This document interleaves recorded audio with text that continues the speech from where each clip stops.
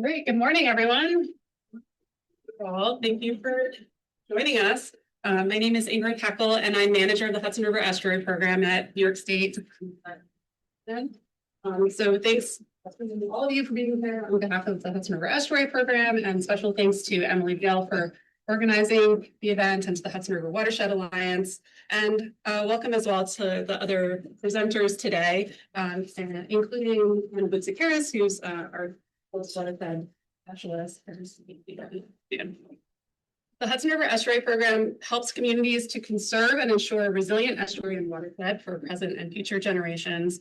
And today we're preparing to release the new Hudson River Estuary Action Agenda for 2026 to 2030 very soon. Very excited about that.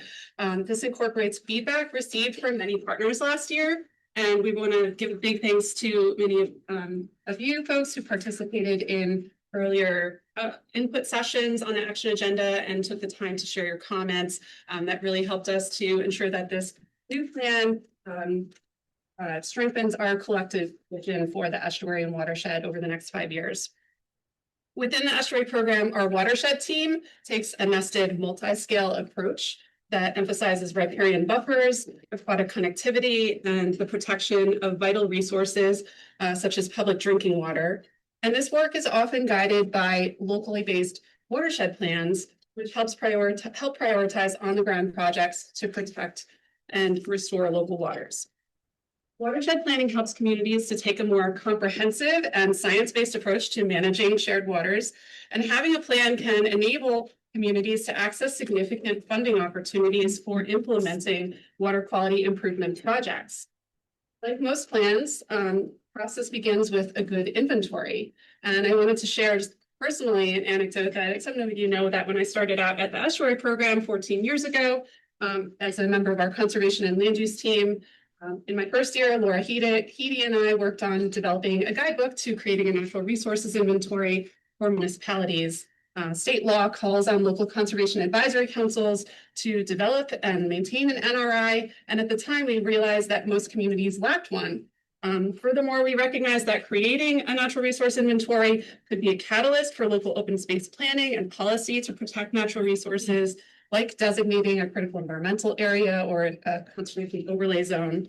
And since publishing that guidance document, 55 municipalities in the region have created an NRI, and almost 40% of them have used their NRI as the foundation for a local plan or policy, in addition to using that as a reference for local planning and land use decision-making and as an education tool. So I share that because it's just a really great example of how pulling together information in an inventory can be a catalyst for further action. And so it's been exciting to partner with the Hudson River Watershed Alliance on pilot watershed characterizations for sub-watersheds, including the Sparkill Creek and the Rill Jansen Brook watershed, which you'll hear about today, and to support the Alliance's development of a guide to the process. Characterizations, they document current watershed conditions and lay the groundwork for developing watershed-based plans to guide on-the-ground action. And they can also provide a watershed scale perspective to inform local land use and policy similar to an NRI, but and be a tool for education. So there's some distinctions, and we'll probably learn about this today, but I think there are parallels in the process, and again, beginning with the characterization or an inventory is a powerful first step. This work directly advances our new action agenda, which sets a measure of success for at least 10 watersheds to have a characterization, flood mitigation study, or intermunicipal cooperative agreement by 2030. And today's workshop is an important first step in that direction. We also provide funding for watershed characterizations through the Hudson River Estuary Grants Program.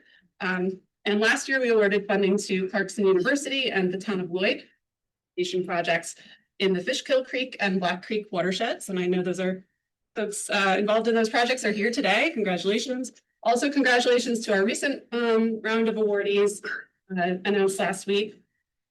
We're really grateful for your participation and look forward to continuing our work together to advance watershed-based planning and action across the region. Thank you.